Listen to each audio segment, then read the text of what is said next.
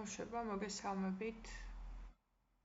დღევანდელ გაკვეთილში განვიხილოთ ჰედერსა და ფუთერის ჯგუფის ბრძანებებს, რაშიც ჩვენ გამოვიყენებთ წინა გაკვეთილებზე ნასწავლ cover pages ბრძანებას. მაშინ ასე დავიწყოთ. თქვენს წინაშე არის პირველი სტანდარტული ფურცელი. მე ახლა შევამცირებ ზომას, რომ უფრო კარგად დაინახოთ. უპირველეს ყოვლისა, ჩავსვამ ყდას. ამისათვის გადავდივარ insert menu-ში და page-ების ჯგუფში, ანუ გვერდების ჯგუფში გავაქტიურებ cover-დან ერთ-ერთს. პირობითად აი ამ covers. cover-ზე ჩვენ ვიცით, რომ არის გამზადებული ფორმები, ამ შემთხვევაში გამოყენებულია მართკუთხედები და ჩაშენებულია ველი, სადაც შეგვიძლია ჩავაწყაპოს და ტექსტი ჩავწეროთ. მაგალითად, კომპიუტერული ტექნოლოგიები. კარგით. და შევასებთ დანარჩენ სათაურებსაც. აქ დავაწერ ჩვენი არხის სახელწოდებას. დავიმახსოვროთ, რომ ეს იყო დოკუმენტის სათაური, ანუ document title, ასეთი ველი შევასვეთ. ახლა გადავინაცვლოთ დღევანდელ მასალაზე. პირველ რიგში დავნომროთ გვერდები. ამისათვის ჩვენ გვჭირდება insert menu-ს, header-სა და footer-ის ჯგუფში page number ჯგუფის ერთ-ერთი ბრძანება. ანუ ნუმერაციას ჩვენ შეგვიძლია გავაკეთოთ როგორც ფურცლის ზედა ნაწილში, ისევე ქვედა ნაწილში ან მარგინებზე. მარგინები არის იგივე მინდვრები. მოდით ვნახოთ მარგინები და მარგინებიდან შევარჩიოთ აი ასეთი მწვანე ბურთულაში ჩასმული ნუმერაცია. მოდით ახლა გადავინაცვლებთ ცოტა დასაწყისში და შევხედოთ სახაზავს. ჩვენ ვიცით, რომ უკვე Word-ის ტექსტურ რედაქტორში გვაქვს ორი სახაზავი, ჰორიზონტალური სახაზავი და ვერტიკალური სახაზავი. აი ახლა დავაწყაპებ მარკერებს და ჩდება პირობითი ხაზი, პირობითი რადგან მუდმივად არ ჩანს, რომელიც მანიშნებს, საიდან იწყება სტრიქონები. ანუ აი ამ ხაზის მარცხნივ არის მარცხენა მინდორი, სტრიქონის დასასრულის შემდეგ, ანუ ხაზის მარჯვენა მხარეს არის მარჯვენა მინდორი.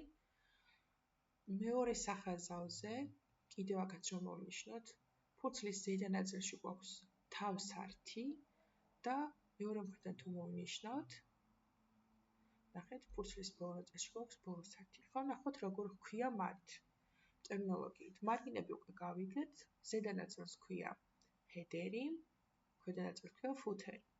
ანუ თავი და ბოლო. ქართულ ენაზე ვისაც გაქვთ ოფისები, წერია ზედა კოლონ ტიტული, ქვედა კოლონ ტიტული. ჩვენ გამოვიყენებთ სიტყვებს თავსართი და ბოლოსართი. შეგახსენებთ, რომ გვერდები უკვე დავნომრეთ და შევარჩიეთ მარგინებიდან მწვანე ბურთულაში ჩაწერილი რიცხვები. ახლა მოდით კიდევ გადავალ insert-ში და კიდევ ჩავამატებ ფურცელს. ახლა გადავინაცვლებ head-ში და გავააქტიურებ ბრძანებას zoom-დან multiple pages. ანუ გვერდ მრავალი გვერდის გამოსახვა. ამ შემთხვევაში ჩვენ სამი ფურცელი გვქონდა და სამივე ჩაედია. თუმცა თუ დააკვირდებით, ყდა არ არის დანობრილი. რა თქმა უნდა, ყდა არასდროს ინომრება. კარგით, გადავიდეთ insert menu-ში და დავუბრუნდეთ header-სა და footer-ის ჯგუფს.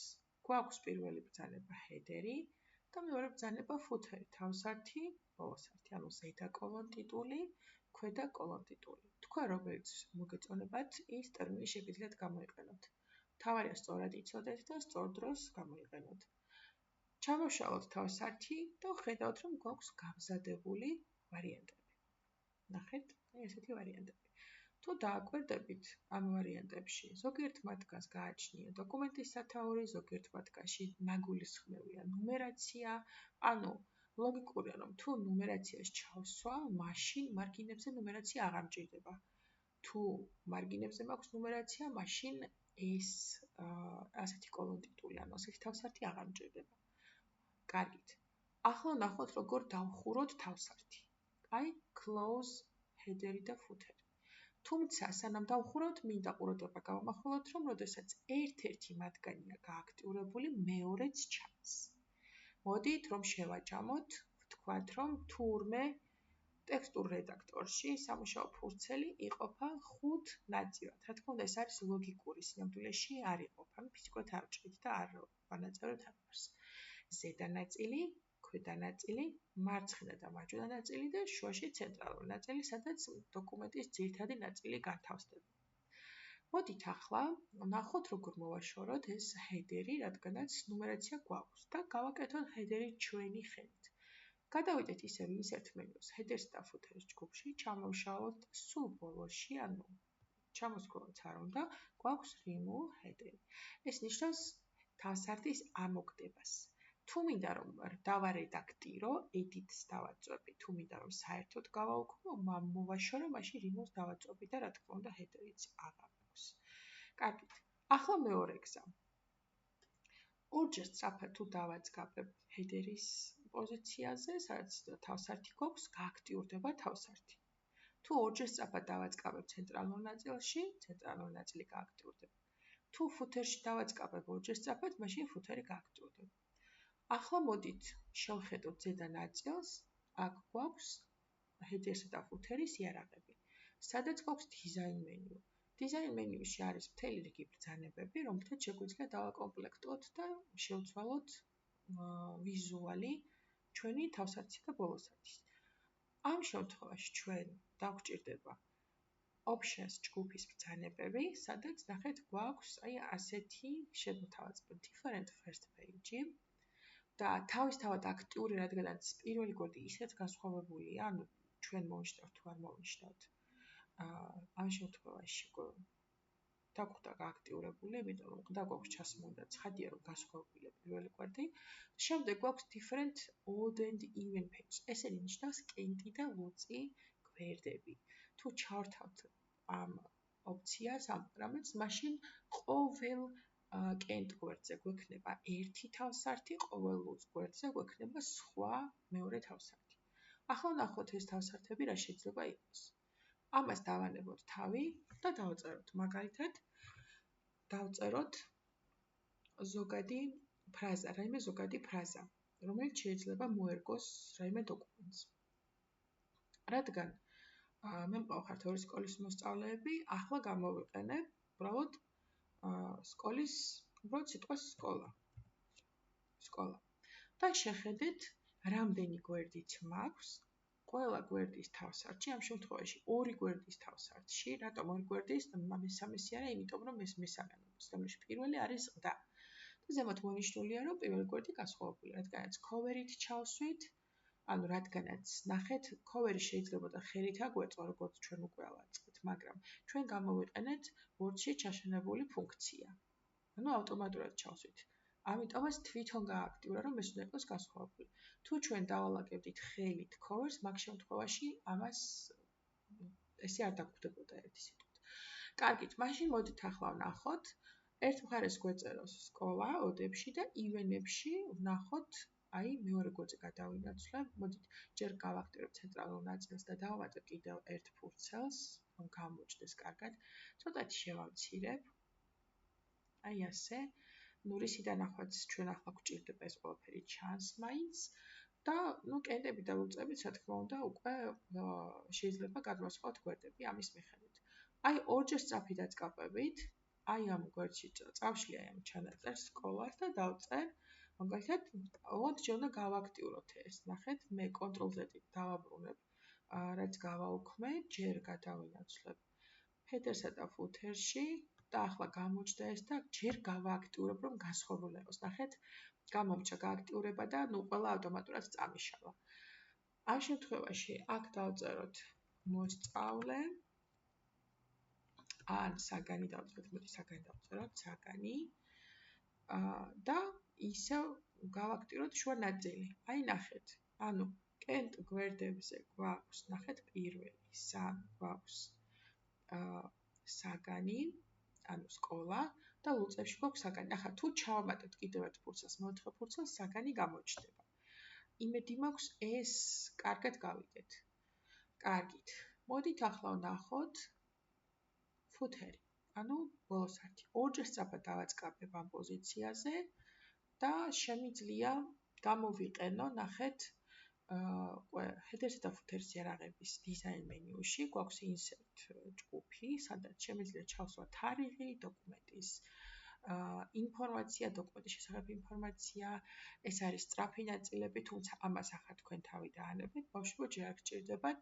სურათი შემიძლია აქედან ჩავსვათ და ონლაინ სურათის ბრძანების გამოყენებაც აქედანვე შემიძლია. თუმცა თუ ეს არ ვიცი, ანუ ვერ შევამჩნია, ან გამომჩა, შემიძლია ძალიან ჩვეულებრივად გადავიდე insert menu-ში და იქიდან გამოვიყენო იგივე ბრძანებები. ანუ ბრძანება, სადაც არ იყოს განთავსებული, ეს იგივე ფუნქციას ასრულებს. მოდით ჩავსვათ თარიღი და ჩავსვათ მაგალითად აი ეს. ქართული ვარიანტი გვაქვს, თუ ავირჩიოთ ინგლისურ ვარიანტს, მაშინ ინგლისურ ენას დაგვიწერს, მოდით დავუბრუნოთ ქართული ვარიანტი და გრძელი თარიღი ავარჩიოთ. ანუ, როდესაც დღეც, კვირის დღეც არის დაკონკრეტებული. და დავადასტუროთ, ხო, ნახეთ აქ რა გვაქვს ავტომატური განახლება. ეს ნიშნავს, რომ როდესაც ეს ბრძანება არის მონიშნული, თუ მე ხვალ ან 2 კვირის შემდეგ ჩავთავ დოკუმენტს, ის თარიღი დამხვდება, რომელ თარიღშიც ჩავთავ ამ დოკუმენტს. ეს არის ავტომატური განახლება. თუ არ მინდა რომ ავტომატურად განახლდეს და როცა შევქმნი ის თარიღი დარჩეს, მაშინ ამ ფუნქციას გავუთიშავ. მოდით იყოს ჩართული და დავაწყაბებ OK ღილაკზე. აი შეხედეთ, მე ახლა გადავინაცვლებ თავარ ნაწილში და ჩამოვშალოთ, ჩამოვსქროლოთ და ნახოთ უფრო ახლოს. აი ასე. მოდით ვისარგებლოთ და ძველი ცოდნიდან გავაფორმოთ ჩვენი დოკუმენტი, ანუ გვერდები გავაფორმოთ. ამისათვის შეგვიძლია როგორც ფერები შევარჩიოთ, რაფერიც ჩვენ გვჭირდება. შეგვიძლია შევარჩიოთ სურათები, ტექსტურა, პატერნი. ამ შემთხვევაში მოდით მოვძებნოთ რაიმე ესეთი სადა დიზაინი, მაგალითად იქიდან თლაც სადა არც ერთი არ არის. კარგით, დავანებოთ თავი და ვნახოთ ბორდერები, ანუ საზღვრები. საზღვრებში გვაქვს სხვადასხვა სტილი, ფერი, თუმცა ყველაფერს არ გააჩნია ფერი, გააჩნია რომელ ვარიანტს აირჩევთ. სისქი აქვს და კიდევ გვაქვს, ნახეთ, არტი, ანუ ხელოვნების ნიმუშები გაგვაჩნია. მოდით პირობითად ავირჩიოთ მარადმწვანე მცენარეები და შევარჩიოთ, რომელ გვერდზე გვქონდეს. ან თუ დავაწყაბოთ ამ გვერდებს, რაც აი ფუნქციურად იგივე არის, აი ეს ჩანართების აქტიურებით, ან გაუქმებით, მაგალითად სამხარეზე გვქონდეს მხოლოდ. დავტოვეთ სამხარეზე და ქვემოთ მონიშნულია, რომ მთლიან დოკუმენტზე. მთლიანი დოკუმენტი ნიშნავს, რომ ამ Word-ის ფაილში რამდენი გვერდიც იქნება, ყველა გვერდზე გავრცელდება აი ეს ჩარჩო. ანუ art ვერსია. დავაწყაბოთ OK ღილაკს და ხედავთ სწორედაც ჩვენს მიერ შერჩეულ ჩარჩოს. თუ არ გვჭირდება ჩარჩო, დავუბრუნდებით ჩარჩოებს და აი აქედან გავაუქმებთ, ისევ მოვხსნით. OK-ის დავაწყაბოთ და რა თქმა უნდა ჩარჩოც აღარ გვაქვს. კარგით, ახლა ვნახოთ watermark-ი, ყოველ შემთხვევაში ესეც უნდა ვიცოდეთ.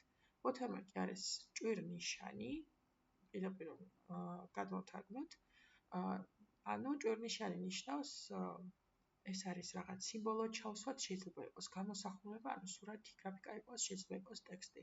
ტექსტის შემთხვევაში შეიძლება რომ ავირჩიო გამზადებული ჩანაწერი, ან კონფიდენციალური, როდესაც არის სხვადასხვა მართლობი, დიაგონალზე, ან ჰორიზონტალურად, ან don't copy, ანუ რომელიც ანუ ფაილი საქაღალდე ინფორმაცია, რომელიც ჯერ არ უნდა გავრცელდეს, მაგ შემთხვევაში იყიდება ხოლმე ამ ჩანაწერს. ან მივაწეროთ custom watermark-ით, ანუ მორგებულით, ავირჩიოთ რაიმე კონკრეტული სურათი, აქედან ავირჩიოთ მაგალითად სურათი, ახლა სურათს დავანებებ თავს, ან ჩავსვათ ტექსტი. ტექსტის ჩასმისას ჩვენ შეგვიძლია შევარჩიოთ როგორც ენა, ასევე ჩავწეროთ ის ტექსტი, შევარჩიოთ ფონტი, როგორ გამოიყურებოდეს ასოები, ზომა შეგვიძლია შევარჩიოთ, ტექსტის ფერი შევარჩიოთ და ასევე დიაგონალზე იყოს თუ ჰორიზონტალურად. ბოლოში დავაწყაბოთ Apple ღილაკს და შემდეგ დავაწყაბოთ OK-ს. მოდით ახლა დავტოვებ იმ პარამეტრებს, რომელიც ავტომატურად იყო აქ არჩეული, დავაწყაბოთ Apple-ის და აი ასე გამოჩნდა as soon as possible. ასაკი ნიშნავს ამას, ანუ სწრაფად რამდენადაც შესაძლებელიაო. მოკლედ, კარგი იქნება თუ სახლში გააკეთებთ დოკუმენტს, სადაც გამოიყენებთ ყველა ამ ვიდეოში ნახსენებ ბრძანებას.